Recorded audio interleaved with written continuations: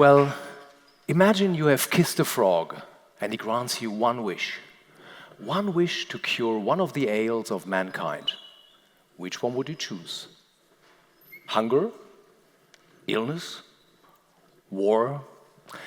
Well, of course, the problem is if you choose hunger, there will still be illness. And if you choose illness, there will still be war. Well, if I had one wish, I would choose to cure demotivation. With a magic tool that allows me to motivate people whenever I need, I could motivate everyone to solve the most pressing problems of mankind. And we'd always have the maximum energy for it. Well, of course, there is no frog, no magic to cure demotivation. But there is a new model that helps us understand the reasons for demotivation. And it's much easier to find a cure once we know exactly why we're sometimes demotivated. Well, the new model is pretty straightforward and easy to apply. Let me ask you some questions to demonstrate. What do you associate with the term head? Well, you may think of eyes, nose, and ears, but most people also associate head with rational thinking, reason, what we find important. Now, what do you associate with heart? Well, most people associate heart with emotions, feelings, perhaps intuition. And what comes to your mind when you see this little illustration? Head and heart. Well, you may think of balance, or quite the contrary, conflict. And some people think of a decision, the need for a decision. Now, this is pretty much what we find in our research at the TUM School of Management. Here, head is associated with our goals and values, our so-called cognitive preferences, so what we find important. And heart is associated with our unconscious motives that lead to affective preferences, what we really like. We also find that the overlap section is associated with harmony and well-being. But what if the two circles don't align? What if either heart or head are left out? Well, research has shown that discrepancies between head and heart reduce our well-being, they lead to stress and burnout, and they make it harder to reach our goals. In fact, even if you reach the goals that are not supported by your heart, this may not lead to happiness. It's more like, so what? I've ticked that box, what's the next goal? And if you do that for 20 years, pursuing goals that have nothing to do with you, you may come to the stage where you say to your partner, honey, I'm just going to buy a pack of cigarettes, and off you go, and you'd never be seen again. So how do we deal with discrepancies between head and heart? Well, this leads to another facet of the model, willpower. Well, I guess you're all familiar with the term willpower, but what exactly is it? When do we need willpower and when don't we need willpower? Can you think of an example? Most people would say you need willpower the moment things get difficult, when I struggle, when I have to do something that I don't like. But I don't need willpower when I have to do something that I like. So you could even say you need willpower the moment your motivation stops. A lot of willpower is needed for big tasks. For example, a marathon, especially if you have to get through the last few kilometers. So how does this relate to the head and heart model? Well, willpower is needed here, head but not heart. Something is important to me, but it's not pleasurable. Think of doing the dishes, pumping up your bicycle tire, overtime work. These things are important, but they're not fun. Exerting willpower can mean using positive fantasies. For example, how good will I or others feel when the bike runs well again, when the work's being done? I call this willpower type 1. Now, type 2 willpower is needed here, in this sector, heart but not head. So something has our emotional support, but it's not aligned to our cognitive preferences. You may experience this as a temptation.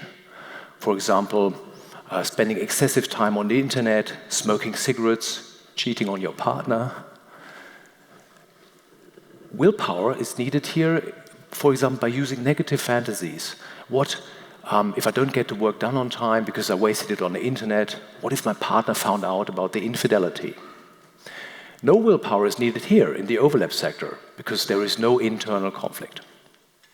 Now, is willpower the magical weapon, the magic that allows us to overcome all sorts of internal conflict? If this was the case, we could basically ignore all discrepancies between head and heart and always use the sheer force of our willpower. Well, unfortunately, this is not the case. Research has shown that willpower can be ineffective. Think of the difficulties to stick to a diet or to stop smoking. It is strenuous and unpleasant. Well, it's not fun to not eat a tempting chocolate cake. And it's a resource, just like money, that can be used up. Let me illustrate this with an example from our research. We created a conflict between head and heart, and the idea was that dealing with this conflict would require willpower. And this willpower would then be lacking for other subsequent tasks. We selected participants with a low power motive who do not like to influence and control other people. And we asked these people to play the role of a very strict father who overly controls his son. No, you must not play this theater group. Oh, please, Daddy. I said no. We thought that people with a low power motive wouldn't like their task. They would need willpower to play the strict father. After the role play, we gave our participants a second self-control task. They had to keep a straight face while watching a very funny movie. And those with a low power motive, they cracked up laughing. So you see that discrepancies between head and heart can require willpower, and this willpower is then lacking for other tasks. Some researchers have come up with the idea, with a metaphor of willpower as a muscle. The idea being that just as a muscle that is used up by training, you can use up your willpower. So discrepancies between head and heart require willpower, and this willpower can then be lacking for other tasks. Now, what if there is an overlap between head and heart? In other words, our cognitive preferences are aligned with our affective preferences. Well, this is the zone of our intrinsic motivation. And I guess most of you are familiar with the concept of intrinsic motivation.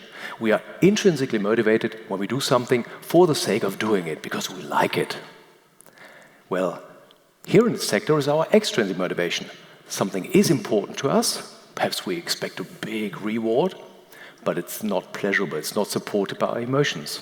And as stated, we need willpower whenever we are extrinsically motivated. Now here in this sector, heart but not head. So something has our emotional support, but it's not aligned to our cognitive preferences, to our goals. So there is the potential for intrinsic motivation, but we try to suppress it. Think of spending excessive time on the internet, cheating on your partner, you name it. Okay, so this is basically what we need to know about head and heart. But there is a third component to our motivation that is also pretty important and shouldn't be neglected. Imagine the following scene. A guy is playing tennis. He seems highly motivated, so head and heart is not an issue here, but he misses the ball. He likes what he does, he finds it important, but he keeps missing the ball. What is this tennis player lacking? Exactly, skills and abilities. So we need to add a third circle to the model, and to be consistent, I call it hand. Hand is also a metaphor. It stands for our skills, abilities, experiences, action-related knowledge. Head, heart, and hand. Well, this is actually quite an old triad. It goes back to Johann Heinrich Pestalozzi, a famous Swiss educator in the early 19th century. But of course, the comprehensive model is new. I call it the 3C model, the 3 components of motivation. The 3C model suggests that ideally all 3 components are fulfilled. But what can we expect if this is the case? What is the optimal motivation? Csikszentmihalyi, a Hungarian researcher who works in the States, studied people with optimal motivation. Tango dancers, surgeons, chess players. He asked these people, how do you feel while performing your task? And they all gave pretty much the same answers. They said, I'm fully concentrated on my task, there is no self-monitoring, the time flies, and I think I'm in full control over what I'm doing. Csikszentmihalyi called this experience flow, and he suggested that flow is the secret to happiness. Now, what is your flow activity? At which activity do you personally regularly experience flow? The 3C model suggests that all 3 components need to be fulfilled for flow to happen. Check this out for yourself. Hand. Do you have the skills and abilities for your flow activity? Yes. So hand is fulfilled. Head. Do you find your flow activity important?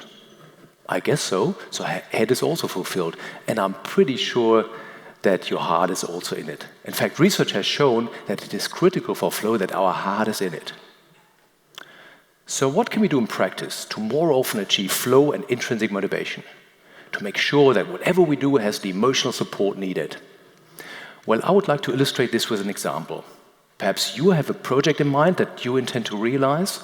Could be something from your private or your professional life. Maybe you want to renovate your flat, or you prepare a long backpacking trip. I will use the example that I try to open up my own startup business. Now, I suggest a two-step approach. First, check your motivation, and then second, find appropriate support. Well, to check our motivation, I can use the 3C model. I call this the 3C check. To find out about your head, you can ask yourself, is it really important to me to open a startup? Is it aligned to my personal goals? What is in for me? Are there goal conflicts, perhaps other important goals? And what is the goal behind the goal? Why am I doing this? Well, to find out about your heart, you may want to close your eyes, imagine all the things that need to be done to open up a startup business. Develop your product, find some partners, find the right clients. Try to really see these things happen. This leads to emotional reactions. And then answer these questions. Do I really like the project? What parts of the project are fun and pleasurable? What other parts are less fun? Are there belly aches or fears? And to find out about your hand, you can ask yourself, do I have the skills and abilities for this task, for this project? Did I successfully realize similar projects in the past? So you see how the 3C check can help you analyze your motivation. Now comes step 2, find appropriate support. Well, let's assume the situation is like this. You found out in your 3C check that you really find it important to open a startup, and your heart is also in it. You'd love to do it, but you're not sure about your skills and abilities. Well, here you can try to find a coach, a trainer, perhaps some personal assistant, and maybe by networking you find some people, the right people to help you. Now, what is here in this sector? You'd really love to open a startup, you have all the skills and abilities needed, but you're not sure whether this is the right thing to do. Maybe because there are other important goals you may think of. You want to stay with your current employer and a stable income. So here you should try to increase your goal commitment by convincing yourself with better arguments.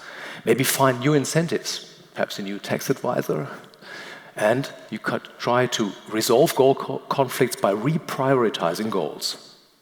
Now, what is here in this combination? You find the project really important, and you have all the skills and abilities needed.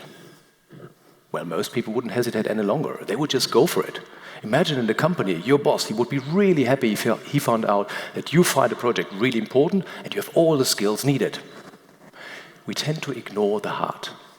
Well, this combination is why we are sometimes not motivated to pursue our own important goals. This is why managers fail at reaching their targets. This is why companies fail at implementing change. They all ignore the emotional component. But here's the thing. We cannot ignore the emotional component. We know that this combination needs willpower. And we know that willpower is a costly resource. And we know the chances are high that we may fail. So what can we do here? Well, find support, avoid negative self-motivation. If I fail, I'll be doomed.